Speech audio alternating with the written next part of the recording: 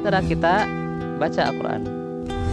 Rajin kita bolak-balik Al-Quran ya, bahkan hatam terus-menerus hatam ya, bolak-balik hatam ya. Berapa kali kita hatam ya, menghatamkan Quran itu ya, ya gampang gitu. Kita menghatamkan Quran ya, menghatamkan bolak-balik Al-Quran itu gampang ya. Tapi rasanya dan fungsi manfaat Al-Quran itu ya kita tidak dapati.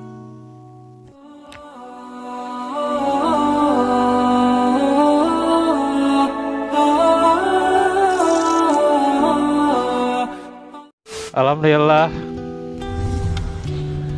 assalatu wassalamu ala rasulillah wa ala alihi wa sahbihi wa man tabi'ahum bi ihsanin ila yaumiddin. Asyhadu an la ilaha illallah wahdahu la syarikalah wa asyhadu anna muhammadan abduhu wa rasuluh alladzi la nabiyya ba'dah.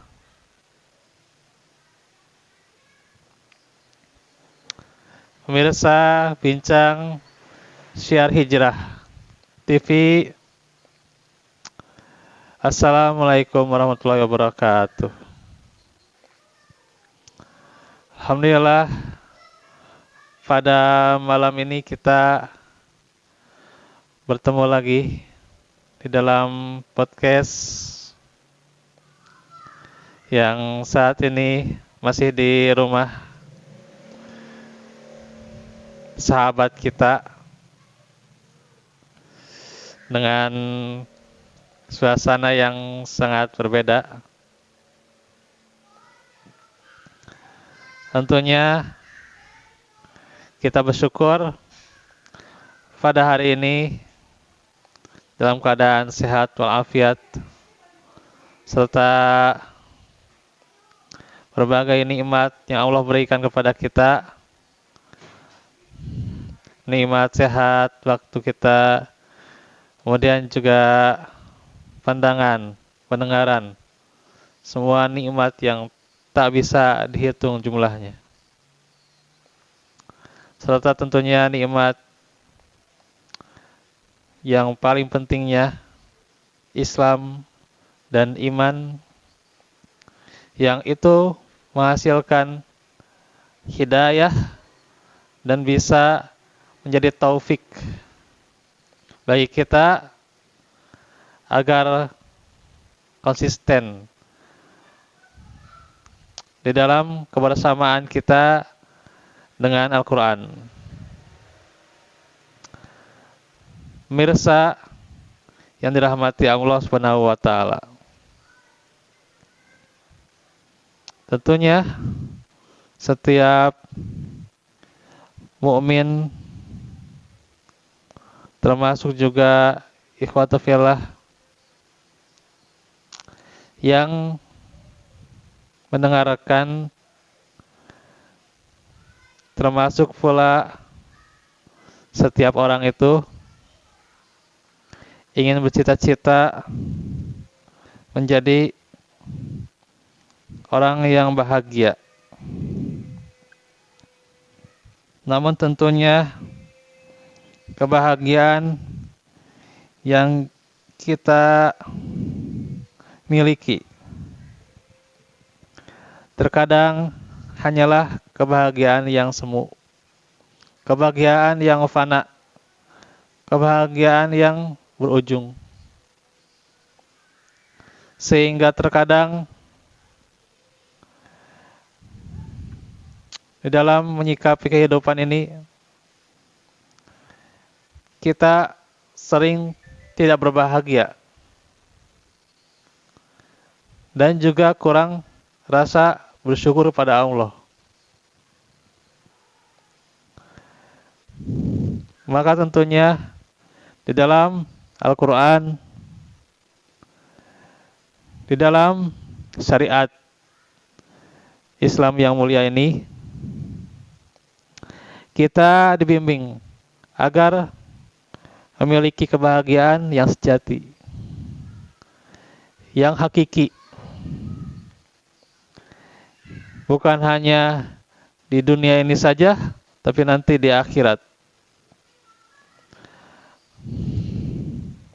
Tentu kebahagiaan itulah yang ingin kita capai. Akan tetapi pula kebahagiaan itu bukan hanya keinginan semata, bukan hanya motivasi sesaat, akan tetapi didasari dengan ilmu. Allah telah mengkaruniakan kepada kita kitab, yakni Al-Quran. Yang Al-Quran itu membawa pada kebahagiaan.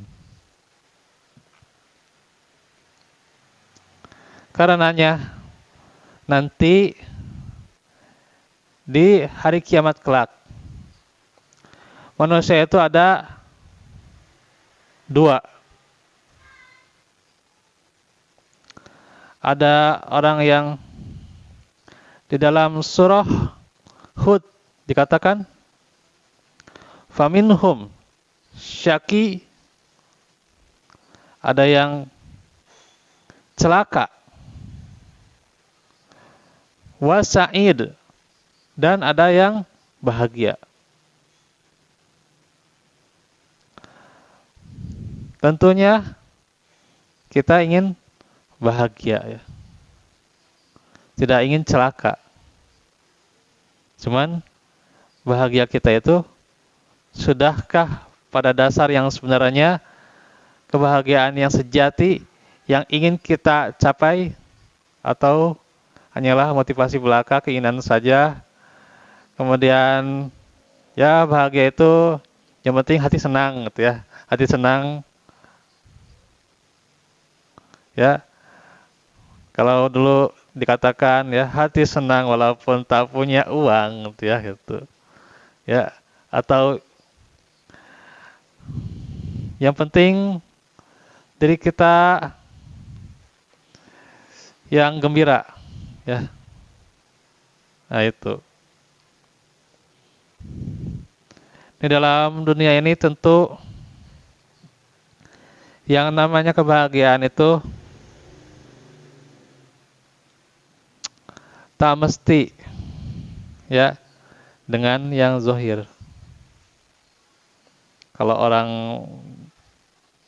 dikatakan bisa bahagia zaman sekarang ya, punya mobil, punya motor, punya rumah, ini rumah yang luar biasa nih ya. Tempat yang luar biasa, semoga ini jadi saksi kita nanti di hari kiamat ya. Saksi podcast Bincang Syiar Hijrah ya gitu. Terus punya apa lagi? Punya pasangan, keturunan ya. Apalagi? Mungkin yang hadir di sini juga ya bisa menambahkan ya. Apa itu kebahagiaan? Akan tetapi cuman terlihat zahir saja. Apa yang dipandang enak di mata. Ya. Kalau bukan yang enak pandangan di mata, mungkin itu bukan kebahagiaan. Kalau kebahagiaannya itu tersembunyi, ya dianggap bukan kebahagiaan. Padahal kebahagiaan itu awal letaknya di mana? Bagi seorang insan, di hati. Ya. Kalau hatinya sudah bahagia, ya pasti akan tercermin dalam lisannya, dalam anggota perbuatannya. Kalau hatinya belum bahagia, ya bagaimana itu ya? Seseorang itu bisa bahagia secara amal perbuatannya. Kita senantiasa diberikan motivasi ya di dalam beramal soleh. Ya. Dikatakan wabasyiril ladzina amanu wa amilus solihat. Ini artinya bagaimana Al-Quran ini memberikan motivasi kepada kita agar gembira, senang dalam beramal soleh. Apalagi janji dari Allah apa? Surga ya. Jannatin tajri min tahtihal anhar, ya. Kemudian bisa kekal di dalamnya, mendapatkan istri kan gitu. Bukan hanya itu, di surga juga nanti dapat rumah gitu ya. Gratis, gak usah bayar itunya. Gak usah nyicil. Gak usah pusing nyicil gimana gitu ya. Gratis di surga mah. Mau buah-buahan gratis ya. Gak usah nyicil ya. Mau pasangan gak usah ngelamar dulu ya. Gak usah ngelamar dulu ya kalau nanti di surga ya. Dapat dengan sendirinya ya. Masya Allah. Itu kenikmatan yang tidak tara. Kita terkadang memandang sesuatu itu ya dengan apa yang kita lihat, dengan apa yang kita dengar. Tapi yang dirasakan dalam hati justru modal seperti itu dikatakan ya percuma saja gitulah gitu. Ya. Kalau misalnya seseorang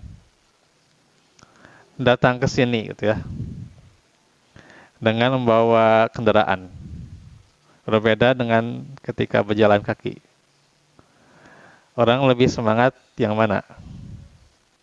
Tadi saya baca bagaimana kebiasaan di Jepang itu mereka yang punya mobil itu ternyata sedikit sekali. Bahkan mobil-mobil mereka itu kayak udah usang gitu lah gitu. Cuman dipakai buat proyek. Di sana itu seringnya adalah jalan kaki ya. Bahkan orang itu terlihat senang ya, orang sana itu dengan berjalan kaki. Nah itu. Jadi ukuran kebahagiaan kita apa gitu. Kalau kebahagiaannya cuman sifatnya dunia ya beda-beda lah. Ya. Bahkan kita itu diuji ya. Yang belum nikah pasti diuji. Ya udah nikah pasti diuji juga. Ya. Gitu. Yang lagi belajar diuji. Yang sudah mengajar juga diuji. Ya. Nah, kembali lagi pada substansi kebahagiaan itu apa? Ya. Kalau kita ingin menjadi orang yang sa'id fid dunya wal akhirah, apa substansinya? Apa arti kebahagiaan itu? Dan apa dasar kebahagiaan itu? Maka disinilah kita berbahagia. Di antaranya Al-Quran sudah membimbing kita di dalam mencari kebahagiaan itu.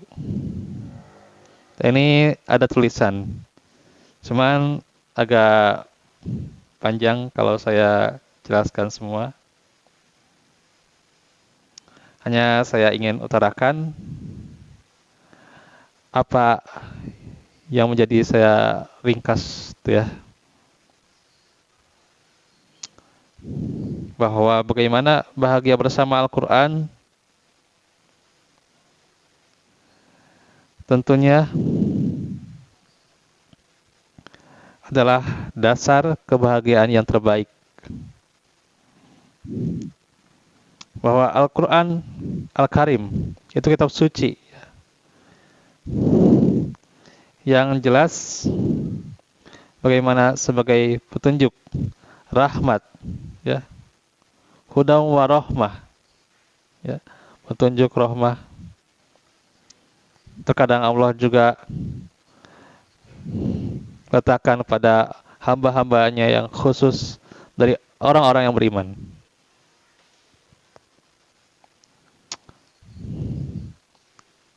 di mana di surah Yunus, yakni huda wa rahmah itu lil mu'minin, bagi orang-orang yang beriman. Jadi terkhusus ya. Itu pun tidak semua orang yang mengaku akan beriman itu ya berbahagia dengan Al-Qur'an ya. Coba ikhwani yang mendengarkan atau yang di sini juga kan belum tentu juga bahagia dengan Al-Qur'an ya. Kenapa? Karena Al-Qur'annya itu kurang dipelajari. Kalau nggak kurang dipelajari berarti tidak mengerti isinya. Ya, ya gimana mau bahagia orang tidak mengerti isinya? Ya. Cuman Al-Qur'an itu sekedar bacaan, membaguskan bacaan kita. Kemudian apa rasanya? Apa zauk yang kita rasakan dalam membaca Al-Qur'an itu?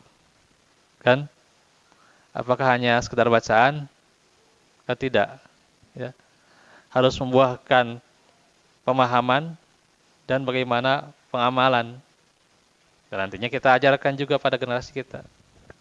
Itu.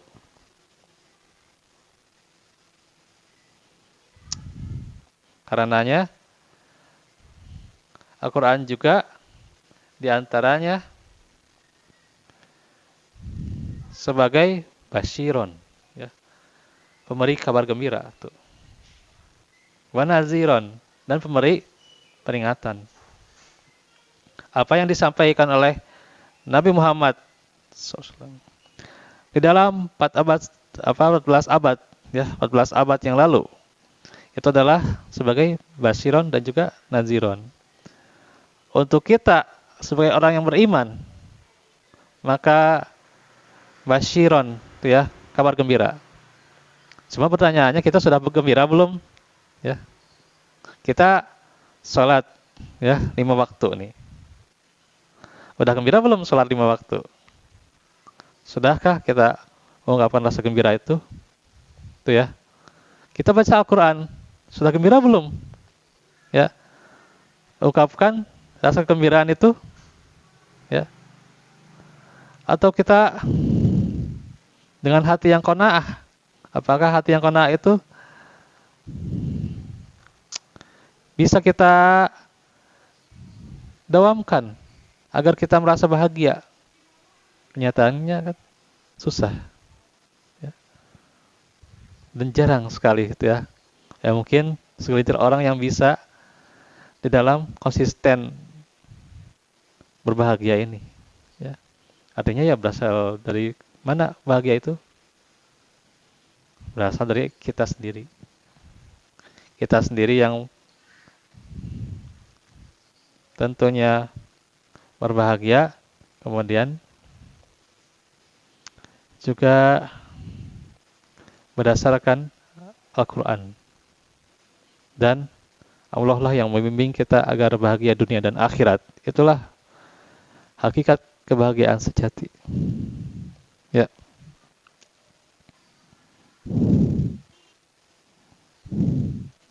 Karenanya berbagai kemuliaan-kemuliaan dan keutamaan-keutamaan yang Allah jadikan pada Al-Quran itu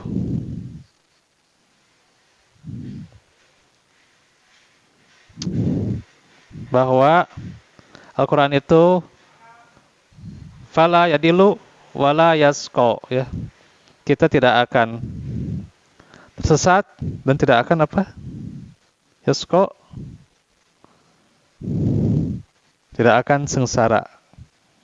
Gitu ya. Tidak akan, bahasanya itu apa? Menderita lah gitu ya. Gitu. Justru kita dibimbing dengan Al-Quran dan kita akan berbahagia. Cuman, sudahkah kebahagiaan itu diterapkan dalam kehidupan kita? Bahwa Ibnu Abbas radhiyallahu anhuma pernah mengutarakan bahwa Allah menjamin bagi orang yang membaca Al-Quran dan mengamalkan tuntunannya, ya, memahami kandungannya, dia tidak akan tersesat di dunia ini dan tidak akan sengsara. Jadi selalu bahagia dunia akhirat, tidak akan sesat, tidak akan bahasana kalau bahasa Sunda itu apa? Nalangsa lah gitunya. Mal nalangsa lah hidup banyak kalau kita bersama Quran. Nah itu. Ya inilah kenyataannya. Kaum muslimin rahimakumullah. Di antara kita baca Al-Qur'an. Rajin kita bolak-balik Al-Qur'an ya. Bahkan hatam terus-menerus hatam ya. Bolak-balik hatam ya. Berapa kali kita hatam? Ya, menghatamkan Quran itu ya. Ya gampang gitu. Kita menghatamkan Quran ya. Menghatamkan bolak-balik Al-Qur'an itu gampang. Ya. Tapi rasanya dan fungsi manfaat Al-Quran itu ya kita tidak dapati. Karenanya kalau kita dapati nantinya tenang kita itu ya. Ala bidzikrillahi tatma'innul qulub ya. Ini dalam surah Ar-Ra'd ya. Ingatlah dengan berzikir kepada Allah maka akan memberikan ketenangan dalam hati kita. Kita berzikir tiap hari ya. Zikir setiap pada sholat. Cing tenang teh hidup teh. Oh ini zikir da peda melancan rengse gitunya. Kumaha gitu. Oh zikir ini masalah anak belum selesai. Tugas belum selesai, PR belum selesai. Sehingga kadang zikir kita nggak ada rasanya gitu ya. Ya zikir cuman bacaan doang ya. Subhanallah, subhanallah, subhanallah, subhanallah gitu ya. Bahkan subhanallah, subhanallah, subhanallah gitu ya. Cepat gitu baca nate. Ya. Alhamdulillah, alhamdulillah. Lo babar. Baca-baca naon tetenya. Pada zikir pada naon gitu ya. Nah, itu ya zikir sehingga ya dengan zikir seperti itu ya apakah menenangkan hati kan tidak ya. Itu kan buru-buru yang buru-buru selesai lah punten gitu ya, ingin cepat-cepat selesai itu zikir insyaallah. Bagaimana kita tumbuh ketenangan? Jika demikian ya. Banyak orang itu membaca Al-Quran, tapi hatinya selalu diliputi keresahan. Bahkan stres ya. Bahkan itu ya. Orang itu kenapa sih bisa bunuh diri? Padahal dia seorang santri. Padahal dia seorang penuntut ilmu. Orang yang belajar, kenapa bisa bunuh diri? Coba mungkin yang di dalam sini ada yang bisa menambahkan gitu, kenapa bisa orang bunuh diri itu ya? Coba, kenapa? Ya stres, latar belakangnya, terus masalah gitu ya, utang can beres, itunya cicilan can lunas, itunya salah gitu, tertekan lah gitunya, tertekan hirup itunya. Akhirnya apa? Dia terjunkan ke sungai gitu ya. Pamit terjun ke sungai berarti ke karel kareta gitu ya. Ka dia tinggal jalan ke dia gitu ya. Ka ya ka Mekarsari, didikan Mekarsari masih di wilayah Mekarsari gitu ya. Ya ada kareta gitu ya. Pami siap gitu ya. Ya can beres atau ya justru nanti setelah bunuh diri ya masih ada pertanggungjawaban setelahnya. Gitu ya. Makanya kenapa coba orang itu bisa bunuh diri? Karena dia tidak merasakan arti kebahagiaan itu. Nah itu. Karenanya bagaimana fungsi nyata Al-Quran itu dalam kehidupan kalau kita tidak merasakannya. Nah ini kenyataan yang harus kita renungkan, wahai sahabat. Kita pelajari Al-Quran, apakah kita masalah hidup kita bisa selesai dengan Al-Quran? Nah itu. Ini menjadi pertanyaan buat kita. kalau ingin mendapatkan ketenangan yang sebenar-benarnya itu.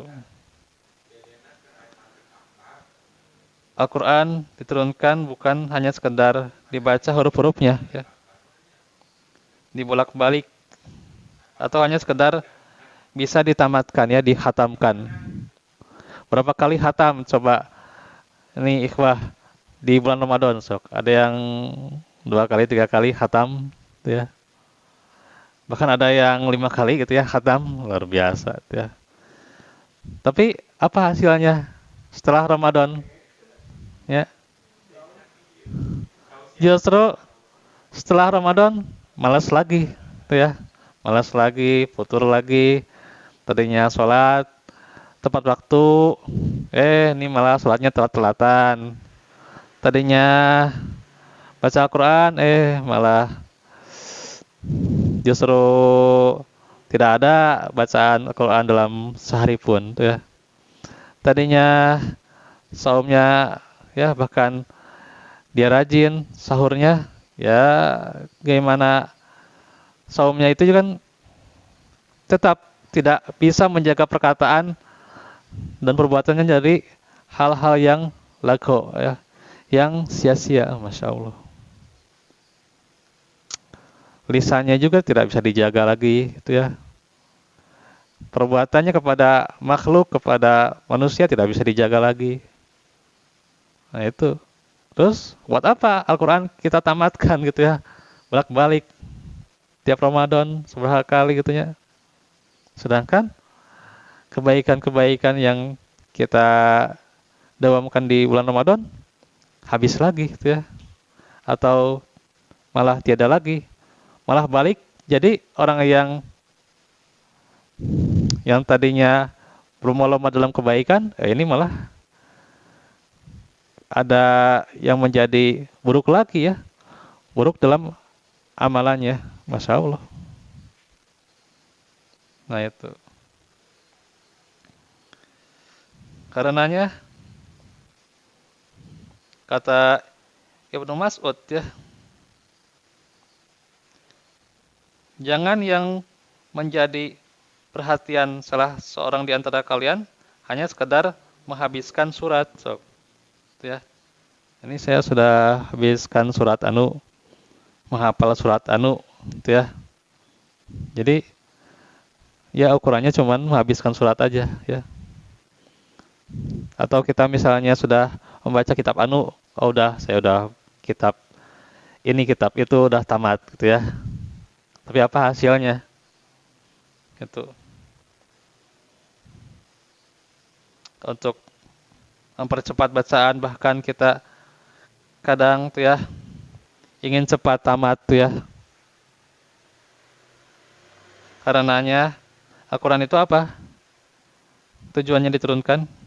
Kitabun anzalnahu ilaika mubarak liyadabbaru ayatihi waliyatadzakara ulul albab, ya. Diturunkan buat apa? Di antaranya agar manusia merenungkan isinya, menghayati maknanya. Dan juga kitab Al-Quran itu yang diturunkan dengan penuh keberkahan agar manusia apa? Mengetahui isinya, ya. Dan orang yang berakal bisa mengambil pelajaran darinya. Itu dalam surah Shad. Karenanya fungsi Al-Quran akan didapatkan secara sempurna oleh manusia tergantung bagaimana mereka memahami isinya, meresapi kandungannya, menghayati keindahannya. Kalau kita sudah merasakan hal itu, maka Al-Quran menjadi petunjuk dan obat bagi penyakit hati dan kabar gembira. Itulah kebahagiaan, ya, menjadi hidayah. Sehingga kita bisa berpegang dalam jalan yang lurus dan terus senantiasa fungsi Al-Quran itu akan tertanam pada hati kita. Karenanya Ibnul Qayyim rahimahullah, fungsi dan manfaat Al-Quran itu katanya tergantung sejauh mana kita memahaminya dan mengerti kandungannya. Makanya ada orang yang membaca Al-Quran, tapi ada kenyataannya ya dia menghafal, dia rajin, ya. Tapi dia justru Al-Quran ini nantinya di akhirat bisa mencelanya, menghujatnya, ya. Karena apa? Dia tidak mengamalkannya. Justru dia tetap di jalan yang tersesat, ya. Karena apa? Dia menyimpang dari Al-Quran, ya. Walaupun dia baca, ya, walaupun dia baca, dia kadang menghafalnya, tapi kalau sudah menyimpang dari Al-Quran, Al-Quran itu justru mencela dirinya nanti di akhirat. Masya Allah. Ada orang yang mereka hafal Al-Quran, tapi Al-Quran itu tidak sampai ke hatinya, cuman buat ke kerongkongan saja susah, ya. Nah itu tidak terpengaruh, ya. Ya bagaimana bisa bahagia, ya? Karenanya dalam hadis ya Imam Muslim, mereka membaca Al-Quran, tapi Al-Quran itu ya tidak melampaui tenggorokan mereka. Tuh, Masya Allah. Tidak merasuk di dalam hati. Nah, inilah tentunya juga kita bisa memahami dari pendapat ulama yang lain bahwa berapa banyak orang yang membaca Al-Quran, tapi Al-Quran itu justru melaknat dirinya. Masya Allah. Jadi target dalam membaca Al-Quran itu apa? Ya bukan kita hanya sekedar banyak-banyak dari kuantitasnya, tapi kita ambil manfaat darinya. Dan para salafus sholih itu menjadikan ukuran kebaikan itu dengan bukan dia cepat hafal Al-Quran, tapi mereka meskipun sedikit yang mereka baca, tapi paham artinya, kemudian berusaha direnungkan dan seusaha mungkin, semampu mungkin mereka mengamalkannya itu semaksimal mungkin. Nah, karenanya seorang tabi'in yang mulia, mereka juga bisa membagi waktu mereka dengan Al-Quran, mempelajarinya, dan mereka juga belajar para